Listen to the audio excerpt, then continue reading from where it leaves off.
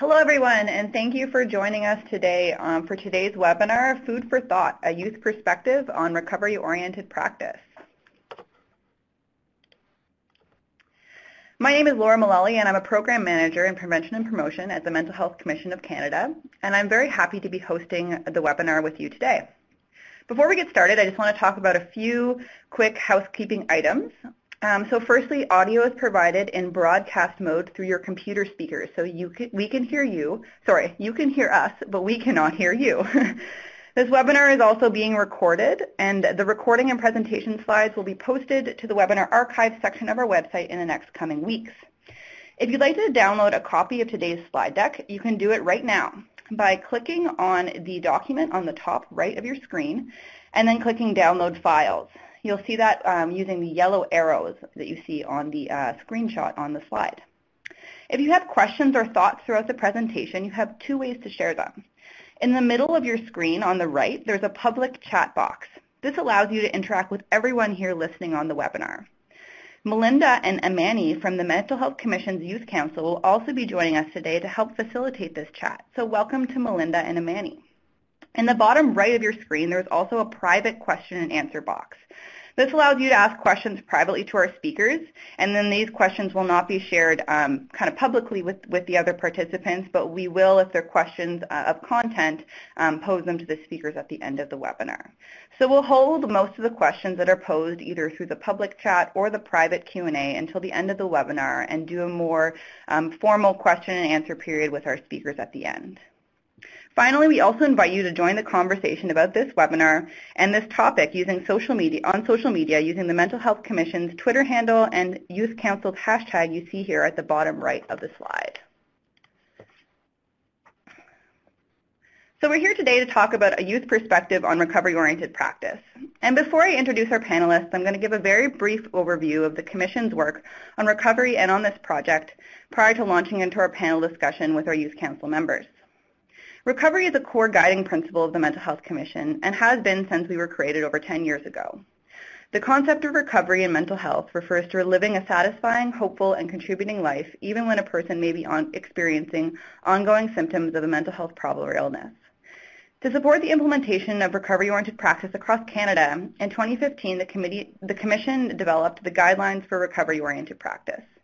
The guidelines are about building a common understanding, shared language, and knowledge about recovery to provide a conceptual framework to help transform culture and practice and to promote the centrality of supporting people with lived experience and their caregivers to play an active role in personal recovery.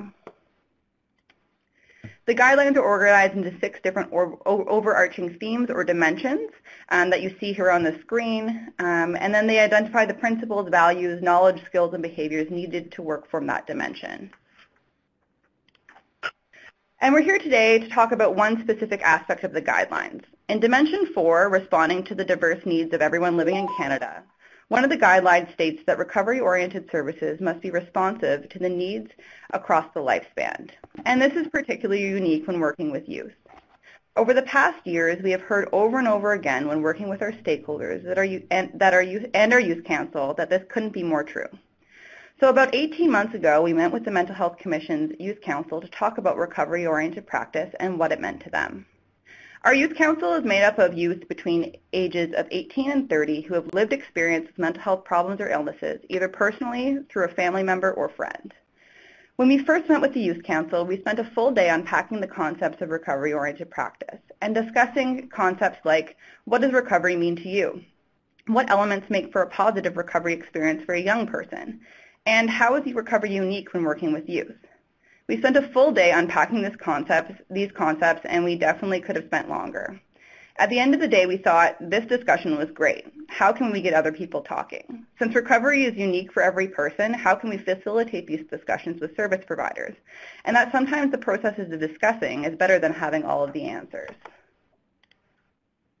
As a result of this consultation day, the Youth Council decided to lead the ambitious production of a short animated video called Food for Thought, a youth perspective on recovery-oriented practice, and then produced an associated discussion guide that you see here on screen. The video attempts to break down what youth see as some of the core principles of recovery-oriented mental health and addiction services. Importantly, the video is not intended to have all the answers. but to provoke creative thought and to start a discussion among service providers and youth about what could be done to better support youth in a recovery-oriented mental health and addiction setting. To further promote out-of-the-box reflection and discussion, the video uses a metaphor of a restaurant interaction to provide a lighthearted demonstration of the key concepts of recovery-oriented practice. We are really pleased to use this webinar today to publicly launch this video and discussion guide and begin our discussions together about how to best support youth on their journey to recovery. We're going to watch this short video. It's about 4 minutes long, and then I'm going to introduce our 3 youth panelists who are going to help us to discuss and unpack some of the concepts in this video. So unfortunately, technology prevents us from streaming the video directly through the webinar software. We've tried it before. It doesn't work very well and usually crashes the system. So what we're going to do is actually ask you to click the link on the screen. And because as of today, the video is now live on the Mental Health Commission's website and YouTube pages. We're going to take about a 5-minute break here on the webinar while we invite you to click on the link, and in a new browser, you'll watch the video. We'll restart the discussion on the webinar in about 5 minutes. So please click on the link now and watch away. We'll take a bit of a break, and we'll meet back here in 5 minutes.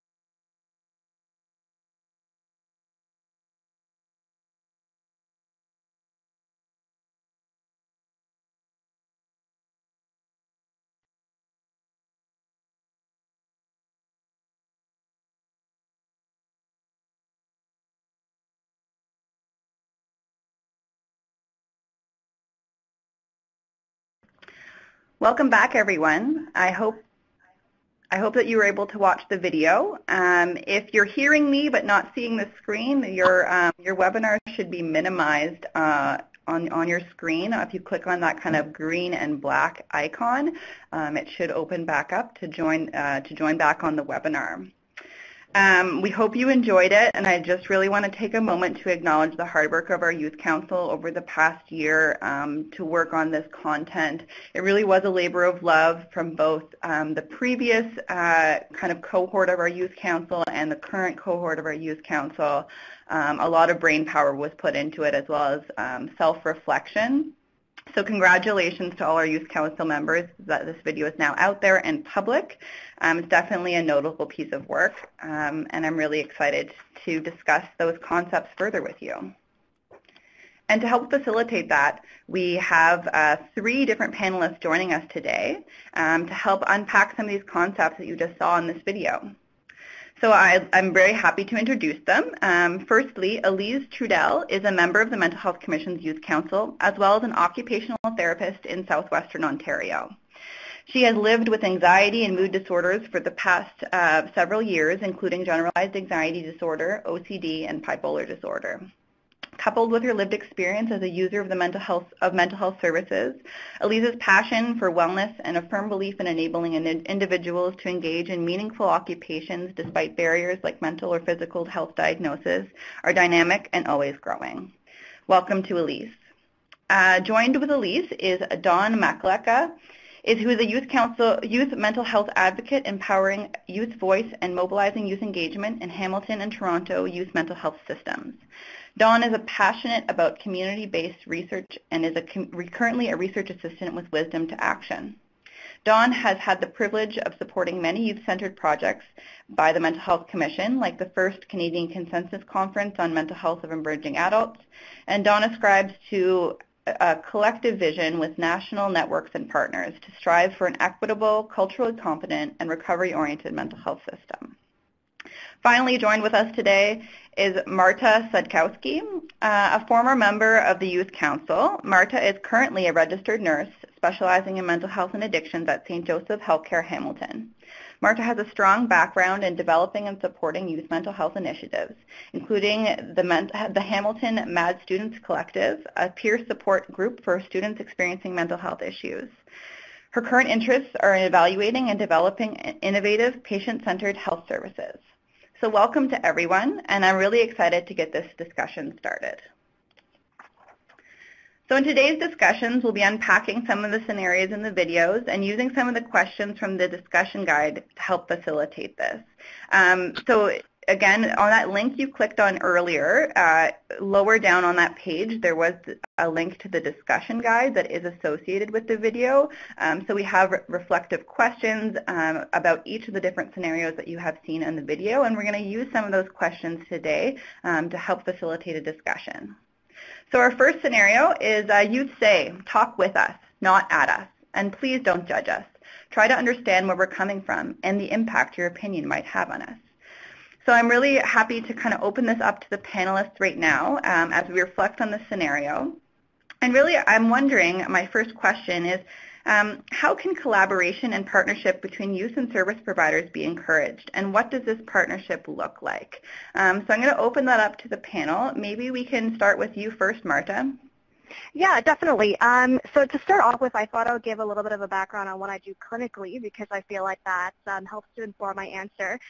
So currently I work at St. Joe's Healthcare in Hamilton, and I'm a mental health and addictions nurse. So I work on 16 different units, and I also triage mental health patients in our PsychEmerge. So I see a lot of youth ages 18 plus, so I'm kind of like their first point of contact. They come in often in crisis, I chat with them, and I get an idea of what's going on, and I'm able to either refer them to our psychiatric services or refer them to more appropriate services in the community. I also consult with a couple of innovative youth-based organizations in Toronto. So I've been able to participate in working groups that have helped to develop really cool platforms to engage youth. So from my clinical work and from my involvement, I have 3 main suggestions for creating healthy and effective collaborative partnerships between clinicians and their clients. The first is really to actively create an equal partnership. So using verbal and nonverbal cues to create as equal of a power dynamic as possible. So trying to break down a lot of the power structures that might make you feel like, they're inadequate, that they're talking to this professional, that maybe they're undereducated, and this professional knows a lot more than them, and perhaps they aren't able to speak freely.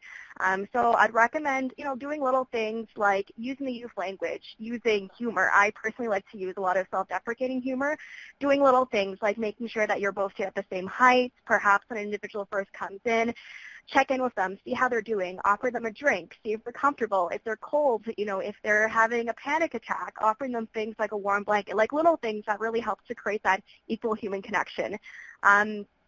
As well, the second big suggestion that I have is making sure that the youth client is well oriented to services available.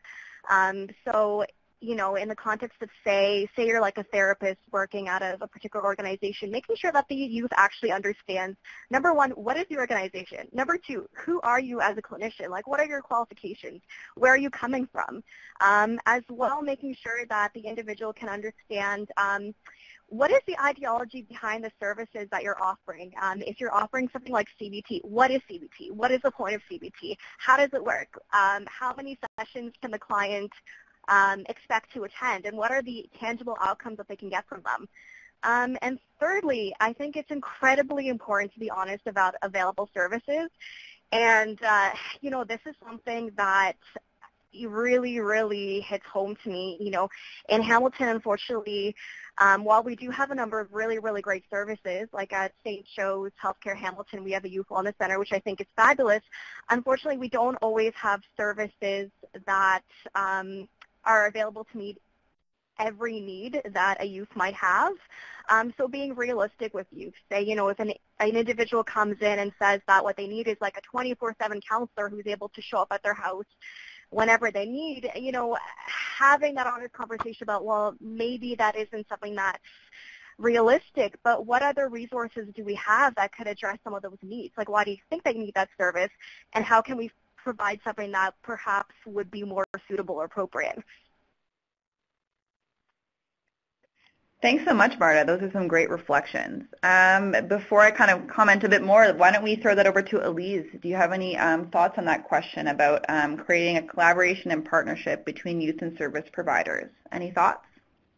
Yeah, for sure. I think Marta did really well in kind of encompassing a lot of the main ideas that I had as well. I think the one that I always go back to is that transparency. To me, kind of accessing the mental health system, mental health care, as well as working as an occupational therapist, I think the most important thing is, once that therapeutic relationship is built in some sense, and, the youth is open to sharing their story with you or their mood or feelings, being transparent with them of exactly what you can offer as a healthcare provider or a support system, and what you can't maybe, so what you might have to access somewhere else and where to go about doing that, as well as the treatment. So I think one thing that's often overlooked is, because I'm a healthcare provider, people expect me, I do know what the treatments are and what that can look like, but even just giving me a sense of, okay, what's this prognosis look like? Is this something you could be dealing with forever potentially? Is it something that, you've had some major stressors right now? And even just explaining those things to youth, I think, in a way that they can understand. So maybe that's age dependent a little bit, but just being honest about and what their options are. So if medication is an option, great. What are the kind of things to do with that? But are there other options as well? And where could you access those? So I think transparency is one of the biggest things that builds a partnership, as well as kind of strengthens that therapeutic alliance. So being honest about even things like, costs or transitions of services. So where can I continue to get these supports when I'm aged out of this youth bubble? What kind of effect could this have? So at least being open to those honest discussions and not just offering that treatment and kind of leaving it at that and, giving a page of what supports they can access. So really, building that partnership, and if you don't have time to explain some things or address some issues, then provide the youth with information of someone who can, or the family of somewhere they might contact or reach out to. Thanks so much, Elise. Those are some great comments also. How about you, Don? Any thoughts on creating this partnership? Hi. And in terms of creating better partnerships between youth and service providers, I would definitely suggest training on youth engagement principles and strategies, and really making sure that the youth engagement practices are very meaningful and obviously not tokenistic. And just many of you are aware of youth engagement principles. However, in terms of a lot of youth service providers, sometimes they come from a background where they haven't had that training. And so just making that training more accessible. And also another really key thing, including that, is evaluating youth engagement. It's so amazing when you're doing something good. However, if we're able to do something good, we can also make it great. And so that's something to keep in mind with evaluating youth engagement. And it also helps to give youth, continue to give youth that voice and that say to kind of have that reflection to make sure that we're continuing on the right track. And a huge piece is that youth engagement is a process, not an end goal, similar to recovery being a journey. And also similar to a cultural competency. It's not a one-time thing to check off your list as a service provider, but to continue to develop and evaluate any bias, and also evaluate current things that are current strategies that are working really well and how to improve them. And so I could give an example of a good partnership between a youth service provider and youth. And this is actually in Hamilton, Ontario, where I currently live. And it was through the St. Joe's Youth Wellness Center.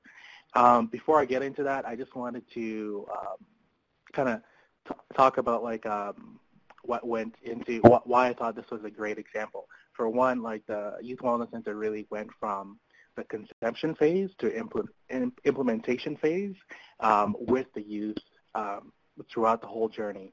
And so there's a metaphor that we use here with the Youth Council at the Mental Health Commission around this concept of a baked cake, where you essentially bring youth to just come and put icing on top of your baked cake. And this is tokenistic because instead of doing that, you can invite youth to come and plan what kind of cake you want to make and the design and everything like that. And hopefully, there's a lot of bias. So for one, I would always love to cook red velvet cake every single day, but that doesn't work for everyone. So that's just one piece of that. And not to get too much into food metaphors because I've already watched the video, so I don't want to make you too hungry. But so the Youth Wellness Center involved youth in focus groups to have a voice in the program and space design. And they also had a say in the location of where it was going to be located. So instead of it being located at the St. Joe's Mental Health campus, which was not central to downtown, the youth advocated to have it in the downtown core instead. And that was something that was incorporated, and now it's located in the downtown core of Hamilton, Ontario, right next to the main bus terminal. And they also had youth assist in interviewing the staff that they were hiring for the program. And so it was very tangible ways in which, as Marta was talking about, this power dynamic and really creating that sense of partnership and level playing field in terms of creating a program or creating a project together throughout the whole journey. And so just to provide more background, St. Joseph's Healthcare Hamilton Youth Wellness Center is an early intervention youth transition program serving youth from the ages of 17 to 25, and it has an interdisciplinary team from peer support workers to psychologists, to a psychiatrist, and also it's like a youth mental health hub. So they also partnered with Alternatives to Youth, which supports youth with addictions. And so it's just a great program that I thought would be a great example of like a good partnership between youth and service provider. Thanks so much, Don. And we're pretty close to lunch to be talking about cakes and this food for thought video, so definitely making me hungry. But that was a great example and a great metaphor that you're right. We use with the commission. I've used a lot with the youth council about coming to either a community or a group with a fully baked idea and then asking them for reflection on that, compared to really engaging them from the process at the bottom up and getting them engaged from the very beginning. Overall, those were some amazing reflections from our panel. I heard some commonalities between your answers, specifically about partnership and meeting youth halfway, about transparency and honesty, about respect, authenticity, and self-reflection, and also just kind of reflecting on what true youth engagement is to ensure that it's authentic and maybe accessing any type of training that might be available. So thanks so much for those. We're going to move on to our next scenario we were going to talk about here. So we also saw in the video this scenario, which was that you'd say, don't make assumptions. Meet us where we are, physically, psychologically, culturally, and spiritually. So I'm wondering, maybe talking about where we are kind of physically, what does an organization that supports youth look like to you? What policies or physical environments or spaces make youth feel welcome? Maybe Marta, you can kick us off on this one too. Yeah, definitely. So again, I have 3 points and suggestions to talk about. Firstly, I wanted to talk about the physical space itself. So it's important to have accessible spaces because a lot of youth can't drive. As well, a lot of youth might be in school or might have like a very rigid schedule. So I think it's important to have a physical space that's accessible by bus or maybe even mobile services. We're starting to see a lot of that. A mobile service that might be able to go to places where you congregate, like a university or a college or a community center, as well as it's really important to have flexible hours.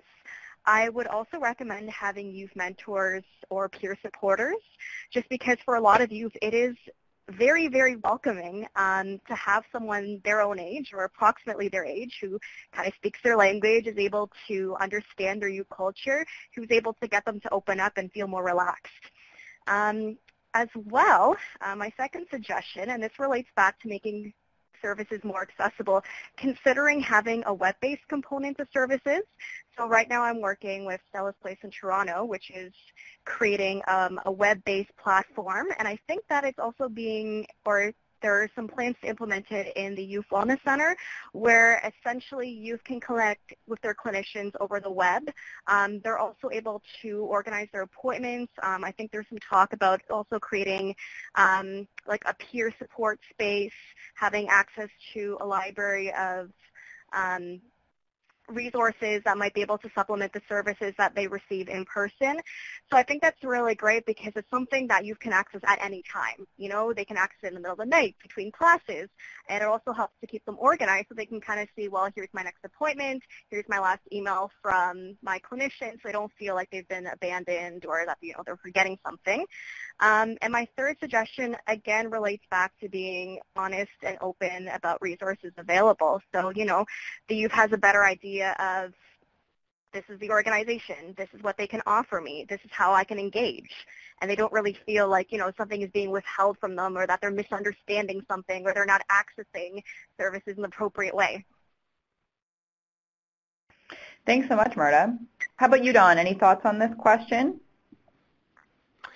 Yeah, in terms of the organization that's supporting youth to feel welcome, it's definitely having a celebration of diverse youth cultures, in particular LGBTQ youth plus youth, and just having either in terms of like a campaign or just like making sure that youth know that this is a safe space. And so that indication is that supports youth to be just themselves and to know that they're accepted. So that's a really key step in like having that environment and space youth-friendly, and as well also celebrating racialized identities and incorporating their different talents, or whether it's like their artwork or being able to hang out their art pieces around the building, and just being able to also just create that environment where it's shaped by youth as well. So another thing that Marta was talking about is, hiring diverse staff, and also making sure that, the youth that are being, the staff that are being hired are have that, those interpersonal skills, are able to be relatable, have authenticity, are compassionate, and not just those technical skills and those credentials that are usually the key things that we're looking for, but just looking for, are these staff going to be actually engaging with youth, and just looking to making sure that the staff care about the whole individual and having a holistic approach. And another thing that Marta was talking about as well was meeting youth where they are, whether that's online, in different community places and spaces, and just being able to connect, and even doing school-based outreach, and just making sure that youth know that you're reaching out to them and that you want them to be in your space. Yeah. Thanks, Don. Those are some great points. How about you, Elise? What does an organization that supports youth look like to you? Yeah, I really like the comments Marta and Don made about both accessibility and kind of creating a safe space. One thing that I've encountered there's an access center in Chatham where I'm from, so they actually had the opportunity to have youth help design the space, and kind of plan out some of the social activities or things like that. So I think really organizations that support youth kind of empower youth to help make some of those decisions about, what is this space, what should it look like, or at least what, like Dawn said, are there opportunities to kind of add to it? So if you can't design the physical space, can there be, artwork from members of that youth groups or who attend the space, as well as Dawn said, kind of even things as simple as pamphlets that show that people at that healthcare center or that service are open to discussions about things like either sexuality or trauma or drug and alcohol use. So even something as simple as a pamphlet that has some, options of that to know, okay, this is a safe space to, bring these issues to light if it is something that youth are going through, as well as kind of unique opportunities or ways to express emotions or thoughts, especially with youth who might not be willing to speak about their issues to start. So if it's through a group of, either art or music therapy, or if it's through a different kind of modality, are there those opportunities to express their thoughts or emotions in a different way? Is that something that could be offered at your location or at somewhere else nearby? As well as, I think an organization that supports youth also has to support kind of families and caregivers as well. So are there opportunities for education to be provided to the caregivers and the families? Are they involved in the care, or would it be something separate, like a support group, or at least something to take away? So I know oftentimes I either have clients or myself I've left with either nothing at all physically, or about 10 pages that kind of was overwhelming. So is there a balance? Can I get, something to take away in case I wasn't able to really understand or remember everything that was said, but, not so much that I'm probably not going to look at it all. So that kind of goes back to the point of meeting youth where they're at. What are they ready for, and what might be beneficial for them at that point? Thanks so much, Elise.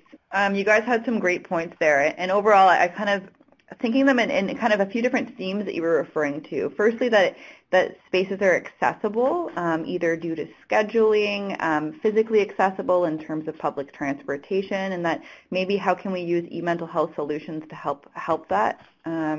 Secondly, that youth are feeling ownership over the space, whether we're engaging them in the creation of that space or helping them to feel ownership by creating a welcoming space using things like art or other types of kind of physical kind of pieces of work that would make them feel welcome, and then also that it's safe culturally, racially, sexually, and that people are using kind of support workers, perhaps youth support workers, to help create that safety for youth.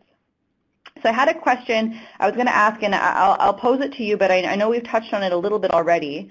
Was that youth are diverse, and how can the diverse linguistic, cultural, and spiritual needs of youth be respected in a recovery-oriented care setting? So I'll pose that knowing that we may have touched on it a little bit already, but does anyone have any thoughts on that? How can we celebrate and engage diversity within a recovery-oriented setting? Don, do you have any thoughts on that? Yeah. So in terms of celebrating that and having more diversity, I'd say that, as I touched on briefly from the last question and the first question as well, recovery is a journey, and in a similar aspect, cultural competency or inclusion isn't a destination, but an ongoing attitude to continue learning about various cultures and identities. So it's really important to establish relationships and learn from Indigenous practices, communities, and individuals, as well as other cultures as well, and identities, and fostering the importance of relationship building and not just getting your mission or goals accomplished from the inclusion that you're doing or from the connection that you're making with these communities, but actually putting the emphasis on building that relationship. It really goes a long way in terms of incorporating these cultural and spiritual needs, because it is an ongoing process, and so I think that's something to note. And also noting and being more aware and understanding what around intergenerational trauma, and so specifically with interacting with Indigenous youth in particular, and incorporating Indigenous healing practice or supporting it. And so, and this goes for other cultures too, just being very intentional about that person's encouraging them to include their spiritual needs and their own practices into their plan or care planning. And so, yeah, that's kind of what I was going to add to that. Thanks so much, Don. How about you, Marta? Any thoughts on diversity? How can we include the diverse backgrounds of youth, and how can they be respected within a recovery-oriented care setting?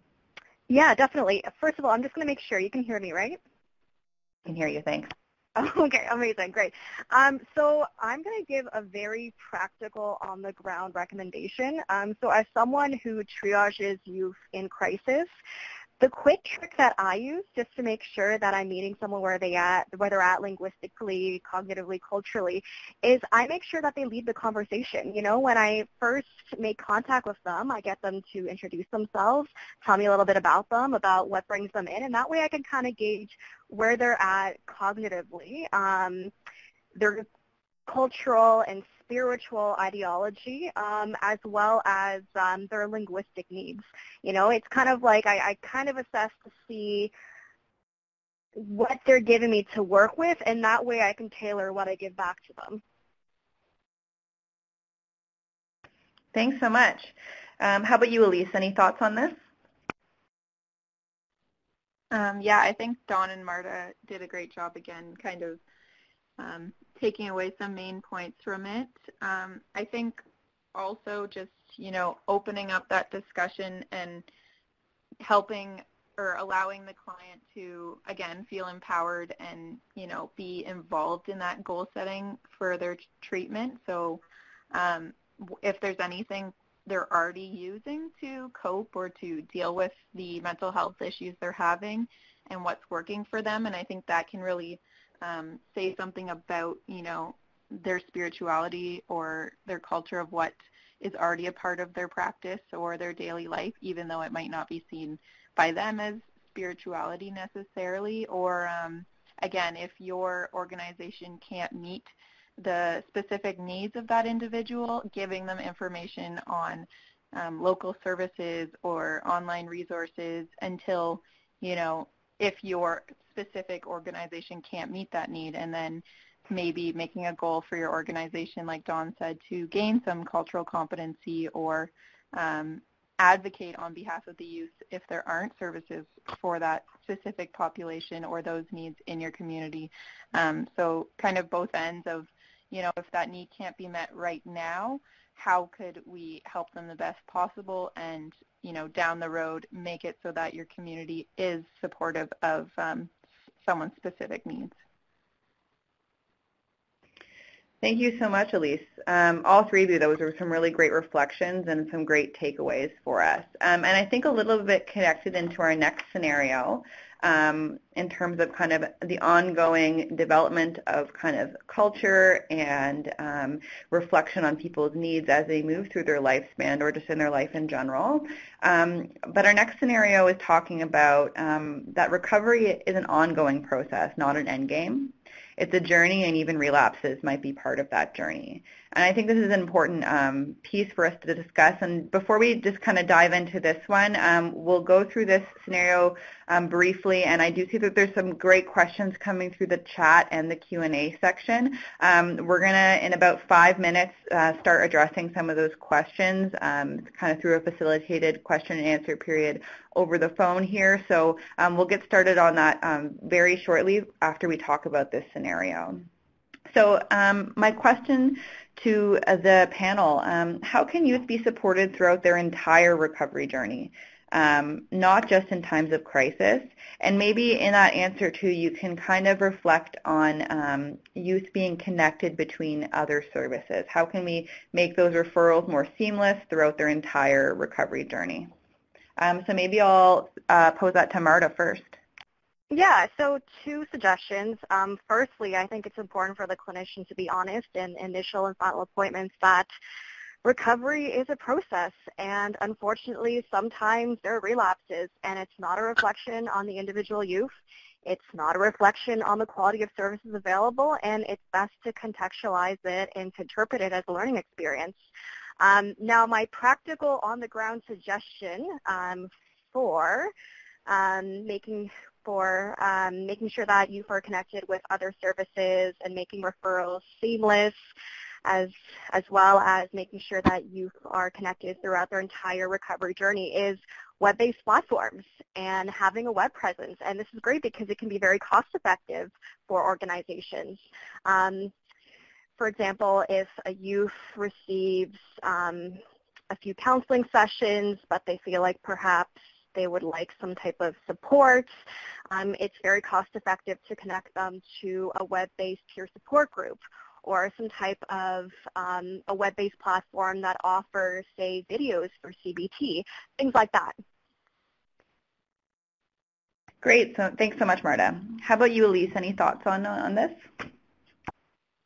I think, yeah, one option is it can be through web-based, but at least if there's some type of check-in with individuals. So if you're able to, either yourself or someone within your organization, kind of follow up with that youth or their family, or both, just to, schedule a follow-up for a couple weeks down the road or a month down the road, even if they were doing well, just to check in, because chances are, if there's nothing scheduled, they probably, knowing this from my personal experience, won't reach out until there is a crisis situation. So it's not something, just as easy as having somewhere to follow up. So if it's not, again, with your organization, where might there be somewhere? And I know that through prescriptions that often happens. So, to get it refilled, they have to come in to check on how things are going. So that's one option. Not everyone has a prescription. So is there some way of following up with youth that's consistent, that's efficient, so that, to check in and how they're doing, and if that's through online, as long as there's some kind of format for that to occur, as well as, in a time creating a plan. So often with clients, myself, I'll do kind of safety planning at some of the initial sessions. So if a crisis does happen, or if a dip does happen again, what are my strategies that I've created or that I know work for me? Is this something I can put on, like, near my bed or in a place that I will be able to see it?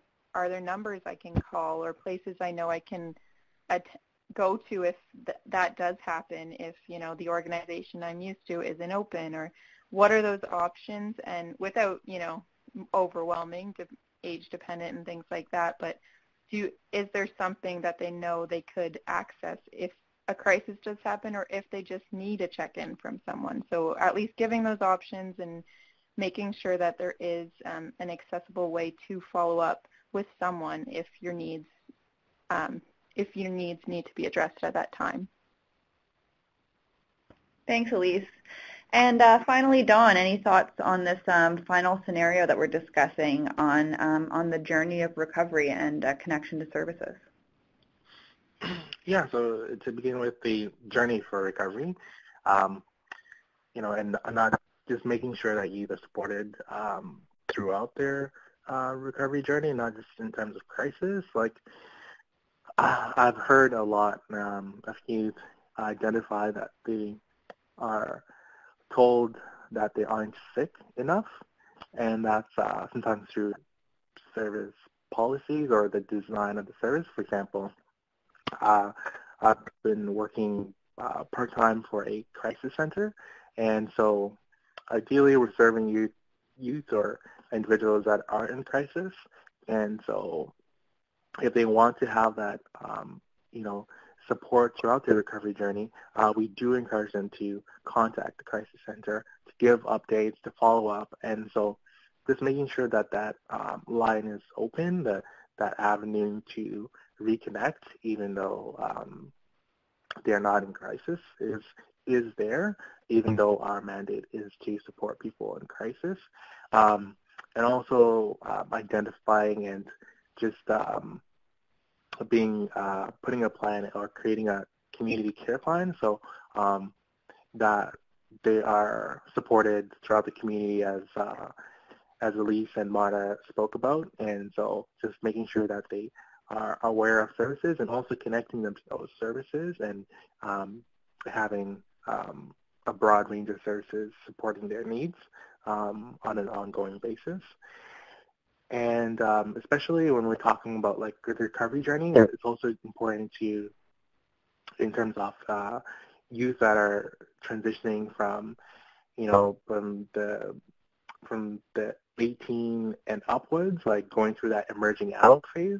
There's a lot of supports that drop out when they turn 18, and so just being aware of like connecting them to transition age mental health services or supports, so that they get age appropriate or just appropriate support, and also advocating for that in communities is really essential, because we know that like there's a lot of stats on like the 17 to 24, and so it's important not to have youth have their almost all their supports drop off when they turn 18. And in terms of how are young people being connected to other services and making referrals more seamless,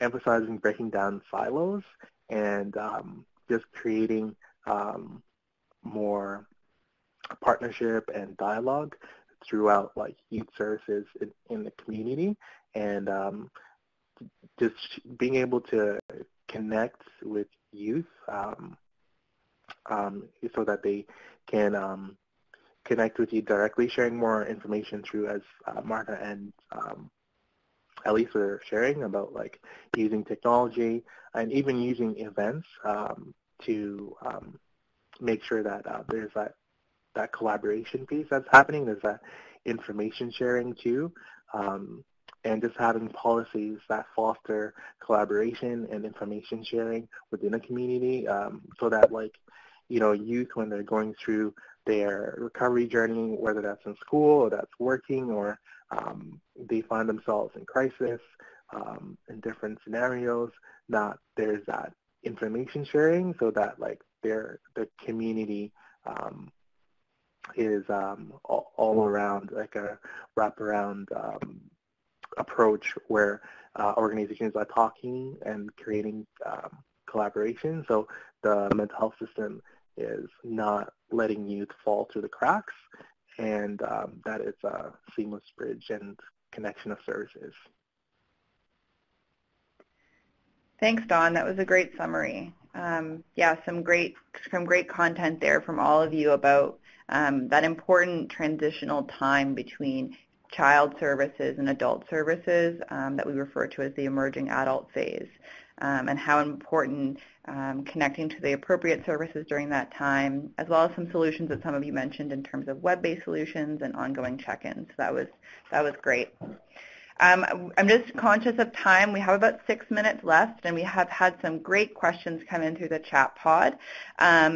I just want to, maybe we only have time for probably about one question, and if anyone has some other questions that they'd like to connect with us offline afterwards, we'd be happy to address those. One thing that's been come up a few times through the chat pod is the role of family in the recovery journey.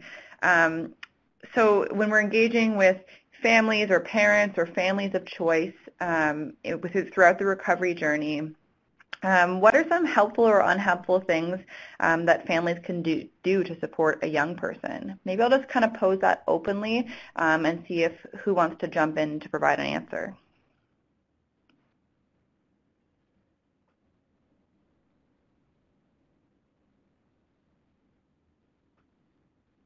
Anybody have some thoughts from our panel? So this is Marta speaking. Well, first of all, I think it's really important to take a step back and have an honest conversation with the client or the youth about who they consider to be their family and what type of involvement are they looking for. And sometimes it's even useful to have a conversation about the risks and benefits of involving family. I do know that there are a lot of youth mental health organizations, and maybe Dawn can speak to this because I know that the Youth Wellness Center places emphasis on this, where they do provide separate resources for families because they recognize that the mental illness or the mental health challenges of one family member can drastically affect the others. And they also recognize that it can be very beneficial to have some kind of coaching for other family members and how to support that particular individual. Thanks, Marta. Does anyone else have any other thoughts?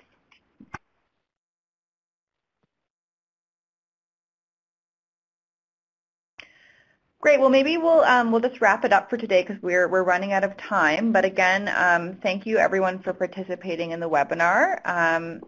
Before we kind of wrap it up, I just hope that everyone enjoyed this discussion and that I gave you a teaser of the types of discussions that this video may help to support. So we invite you to please share the video that we launched today, to use the associated discussion guides to help direct self-reflection, and facilitate critical discussions with your colleagues, supervisor, or with other youth. So I've added the links again here, and I invite you to tweet it, share it, like it, do everything that you can, and keep an eye out for Mental Health Commission's social media about this also. We're going to be we're going to be sharing it quite broadly over the next little while. Also, we do have a kind of satisfaction survey. It helps us to continuously evaluate our webinars, as well as provides you with the opportunity to give us suggestions for topics for future webinars. So I invite you to either click on this link to complete the survey, or you also will receive a follow-up email in about an hour or two to the email that you registered for this webinar, providing you with a link also. And with that, I'd like to close today's webinar and thank you all for joining us. A huge thank you to Elise, Dawn, and Marta for joining the conversation today and providing your amazing reflections and thoughts. I'd also like to thank Manny and Melinda who helped to facilitate the chat today also and provide their thoughts in writing. And again, to my colleagues Samantha and Rachel who are in the room with me now helping to run this webinar, I really appreciate your help on the technical end. So thank you so much, everybody. We hope you enjoyed this webinar. We hope you enjoyed the video, and please share it with others as we continue to discuss how to best support youth in their recovery journeys. We hope to see you again soon on our next webinar, and with that, we'll sign off. Have a great day.